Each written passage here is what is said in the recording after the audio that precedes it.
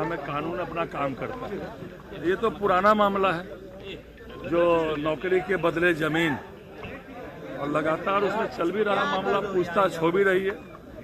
जो भी दोषी होंगे किसी हालत में भी बचने वाले नहीं है। हम लोग का न्याय के साथ विकास है, कानून के हाथ खुले हैं, ईडी स्वतंत्र एजेंसी है और वो पूछताछ करेगी अगर कहीं कोई मामला है।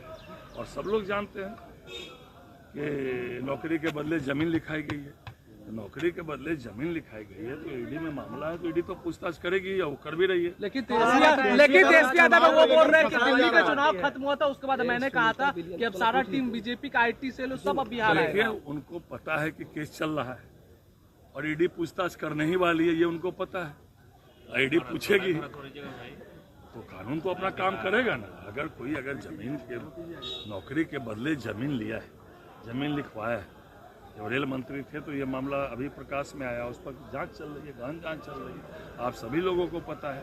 तो निश्चित रूप से ईडी पूछताछ भी करेगी और अगर दोषी कोई होगा तो वो बख्शा भी नहीं जाएगा किसी भी हालत में। कांग्रेस कर रहे हैं अध्यक्ष बदलेगा या अचानक से? अरे वो बोलेंगे क्या, आरजेडी के लोग क्या बोलेंगे?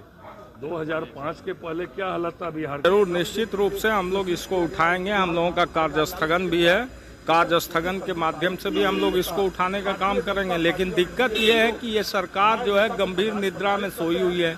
मुख्यमंत्री अचेत अवस्था में है, काम करने की स्थिति में नहीं है। विपक्ष के जो सवाल है उसके जवाब नहीं दिए जा रहे हैं। ये तो संसदीय लोकतंत्र का मजाक उड़ाया जा रहा है।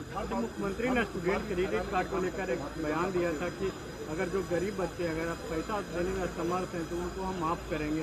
तो कहाँ माफ किए? उन्हीं की बात को तो हम लोग कह रहे हैं कि यदि उन्होंने घोषणा किया है तो स्टूडेंट क्रेडिट कार्ड का पैसा को माफ करना चाहिए। माननीय मुख्यमंत्री जी की ही बात को तो हम लोग मांग कर रहे हैं, लेकिन कहने से नहीं ना होता है। जब तक वो इसका ऑफिशियल डिसीजन नहीं करेंगे तब तक ये इम्प्लीमेंट कैसे होगा? सिर्फ बोल देने से तो कुछ होना नहीं है। इसलिए हम लोग चाहते हैं कि इसका स्टूडेंट क्रेडिट कार्ड का जो लोन माफ करने का हम लोगों का मांग है, सरकार सदन में घोषणा करे कि हम इसको माफ करेंगे। जब इलेक्शन का समय आता है तब तक पूरे देश में अगर भारतीय जनता पार्टी और एनडीए के लोग को किसी से भय है, किसी के लोकप्रियता से घबराहट है, तो हमारे आदरणीय नेता लालू प्रसाद यादव जी और उनके परिवार से भारतीय जनता पार्टी और एनडीए के लोग की घबराहट होती है। इसीलिए जब जब चुनाव आता है तब तक उनके परिवार को पूरी तरह मानसिक रूप से प्रताड़ित करने का काम यह ईडी और सीबीआई के द्वारा, ये भारतीय जनता पार्टी के तोता के द्वारा करवाया जाता है। बचौल ने कहा है कि सजा तो मिलेगी आपको। बचौल क्या है? हिंदू मुसलमान और जाति धर्म पैदा कर उन्माद फैलाकर वोट लेने के लिए कहता है। भारतीय जनता पार्टी के एजेंट, आप मीडिया के साथ ही है, भारतीय जनता पार्टी के किसी भी आदमी से, किसी भी विधायक और मंत्री से पूछिए, जब काम की बात करते हैं, आप रोजगार की बात करते हैं, आप विकास की बात करते हैं, आप नौकरी की बात करते हैं, महंगाई की बात करते हैं, वह सिर्फ धर्म के नाम पर, हिंदू मुसलमान मंदिर और मस्जिद के नाम पर भारतीय जनता पार्टी सिर्फ लोगों को ठगने का काम करती है। हमारे नेता रोजगार की बात करते हैं, नौकरी की बात करते हैं, किसान कैसे मजबूत होगा इसकी बात करते हैं, बेरोजगारी कैसे दूर होगा इसकी बात करती है, महंगाई कैसे कम होगा इसकी बात करती है, किसान समृद्ध कैसे होगा इस पर चर्चा करती है। चुनाव आया, ED CBI income tax Bihar में दौरा दौरी करेंगे, दौरा लगाएंगे, लगातार दौराएं लगा रहे हैं, लेकिन बिहार में कुछ इससे बिगड़ने वाला नहीं है। तेजस्वी प्रसाद यादव की जो लोकप्रियता इस बिहार में बढ़ रही है, स्वीकारता जो बिहार में बढ़ रही है, उससे भारतीय जनता पार्टी और आरएसएस में एक बेचैनी है और पूरी तरह से घबरा गई। उन्हें लग रहा है कि तेजस्वी प्रसाद यादव को मुख्यमंत्री बनने से कोई रोक नहीं सकता है, तो तरह तरह के यह प्रयत्न करेंगे ताकि तेजस्वी प्रसाद यादव को या राष्ट्रीय जनता दल को, महागठबंधन को हम डिस्टर्ब करें, परेशान करें, लेकिन इससे कुछ होने वाला नहीं है। बिहार में महागठबंधन की सरकार आ रही है। कांग्रेस ने अपना प्रदेश अध्यक्ष बदल दिया है, राजेश राम को बनाया है। कहा जा रहा है कि कार्यकर्ताओं में आने वाले अखिलेश जी के लिए नाराजगी थी। नहीं, देखिए, कांग्रेस ने प्रदेश अध्यक्ष बनाया, हम तो आपके माध्यम से बधाई देना चाहते हैं राजेश राम जी।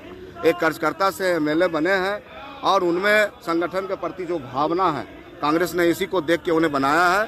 सवाल यह है, प्राथमिकता यह है बिहार की कि एनडीए की सरकार जो समांती सरकार है, मनुवादी सरकार है, उनको हम बिहार में कैसे रोके, इस पर कांग्रेस, राष्ट्रीय जनता दल और तमाम पार्टनर काम कर रहे हैं। लेकिन खबरें तो ये आ रही है कि लालू प्रसाद यादव से अखिलेश सिंह की निकटता ज्यादा थी और कहीं ना कहीं ये देखिए, अखिलेश जी राष्ट्रीय जनता दल के ही नेता थे, केंद्रीय राज्य मंत्री रह चुके हैं, तो लोग उनको जोड़ रहे हैं। लेकिन निश्चित तौर पे सब लोगों का एक अपना विचारधारा होता है, उसी प्रकार से कांग्रेस का भी अपना एक संविधान है, विचारधारा है, उसके अनुसार काम कर रहे हैं लोग।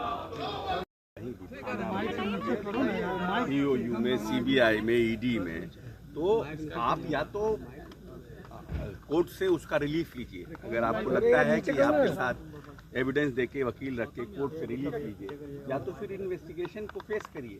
तो अब इन्वेस्टिगेशन को फेस कर रहे हैं क्योंकि कोर्ट ने उनको नहीं रिलीफ दिया होगा। नहीं तो अगर ये जॉब, लैंड फॉर जॉब में अगर उनको लगता था कि यहाँ परेशानी है, तो लोअर कोर्ट है, हाई कोर्ट है, सुप्रीम कोर्ट है, जाके रिलीफ लेते हैं। उनका कहा जाना है चुनाव के समय केंद्रीय एजेंसियों को एक्टिव किया जाता है। ये तो एक मतलब उसको बोला जाता है, केस तो पहले से है ना, ये तो हर कोई को पता है ना। आपको भी पता है कि आपको चुनाव में जाना है, आपको भी चुनाव में जाना है, तो आप अपना सुप्रीम कोर्ट में जाके रिलीफ लेते हैं। सर, कांग्रेस के नए अध्यक्ष बनाए गए हैं राजेश राम, ये बधाई है। अखिलेश सिंह जी को भरोसा नहीं किया गया समय से पहले। राजेश राम जी को बनाया गया है, क्या लगता है कोई ये तो वो भी राजेश राम जी भी माननीय नीतीश कुमार की कृपा से जीते हैं। ललन भुइयां जी का सिटिंग सीट, राजेश जी हमारे महामंत्री थे और ललन भुइयां जी का सिटिंग सीट उन्होंने आके आग्रह किया कि अब हमको इस बार नहीं मौका मिलेगा तो कभी नहीं मिलेगा। और हमने माननीय नेता नीतीश कुमार जी का पैर पकड़ के ललन भुइयां जी सिटिंग सीट, एडीयू का सिटिंग सीट था ललन भुइयां का, और उस सीट को कांग्रेस के खाते में देकर उनको चुनाव लड़वाया। सर पटना में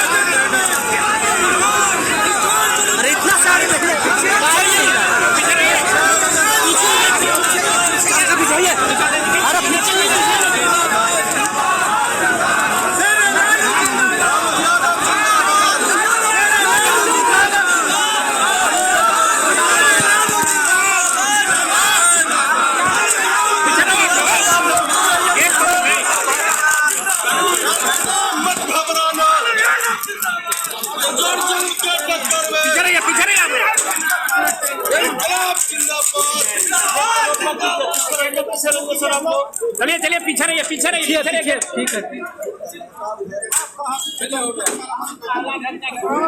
दबा रहे हो आप लोग, थोड़ा हो जाओ ना।